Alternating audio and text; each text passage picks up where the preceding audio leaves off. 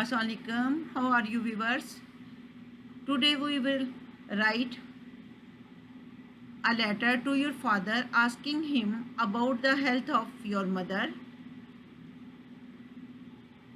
We will start next line on the left side examination hall. After that we put a comma.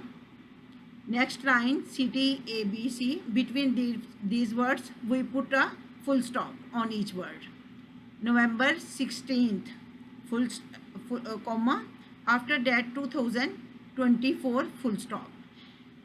In the next line we will start with my dear father. After that we put a comma. In the next line we will start the main part of the letter. I received your letter yesterday. From this letter, I have come to know that mother is suffering from high blood pressure. I am worried about her health. Ask her to take medicine regularly so that blood pressure may not damage her heart and kidneys. Please don't let her to do any work.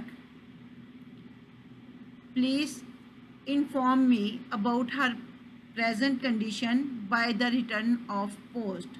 After that, in the next line, we should write your loving son, comma, next line X, Y, Z.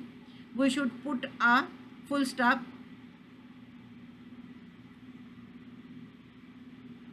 Have a nice day.